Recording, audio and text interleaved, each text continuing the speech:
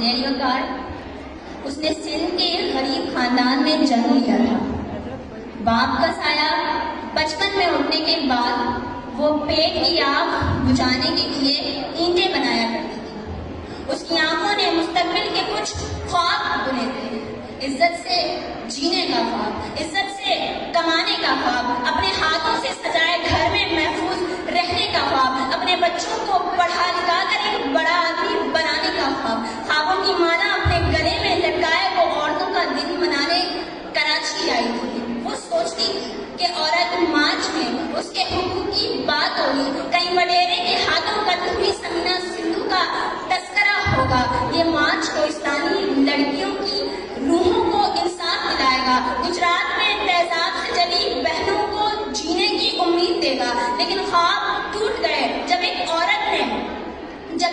نے دوسری بابردہ عورت کو گلی سڑی لاش کہا تو پھر خواب ٹوٹ گئے. تہذیب رسوا ہوئی جب بنت حوا نے فخر سے خود کو آوارہ اور بدچلن آزاد کہا تو پھر خواب ٹوٹ گئے. کہنے جن ہاتھوں نے وقت کو بدلنا تھا وہ ہاتھ ٹھائے بدلتے گئے, جنہیں حوث کی شہادت کو سیدہ فاطمہ کے نجات سے بدلنا تھا وہ ناچ میری بلبل کا بینے اٹھائے گئے. خواب ٹوٹ گئے جب برادری کے بجائے مرد سے نفرت سکھائی گئی, جب محبت کرنے والے رشتوں کے بجائے ہر قانون سے آزادی چاہی گئی تو پھر خواب ٹوٹ گئے. کہ صدر علی وقار جب اللہ کی حاکمیت کو چھوڑ کر میرا جسم میری مرضی کو زندگی گزارنے کا فلسفہ بنایا گیا تو پھر خواب ٹوٹ گئے اور صبر کا پیمانہ لبریز ہوا اور حیوانوں میں صدا گونجی کہ اپنے اجداد کی تعلیم کو بیچا نہ کرو, روح اسلام کو تکلیف ہو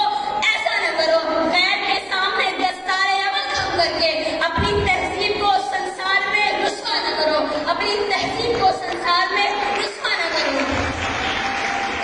کہ صدر علی وقار جب خدا کو مسجد کی چار دیواری میں قید اور قرآن کو مردے بخشوانے کا نصاب سمجھتے کہ لوگ اپنی تہذیب کی بنیادوں کو سنسار میں رسوا کر کے اس فریب کی طرف بھاگے ہیں جہاں شراب نوشی فیشن اور خمار بازی اعلیٰ سوسائٹی میں دعوتی کی صنعت ہے, جہاں غریبی مٹانے کے لیے سیمینارز تو ہوتے ہیں لیکن معیشت کی بنیاد سود ہے, جہاں سال میں ایک دن ماں باپ کے لیے موصول ہے لیکن موت انہیں تنہا اور آؤس میں ایڑیاں رگڑتے آتی ہے, جہاں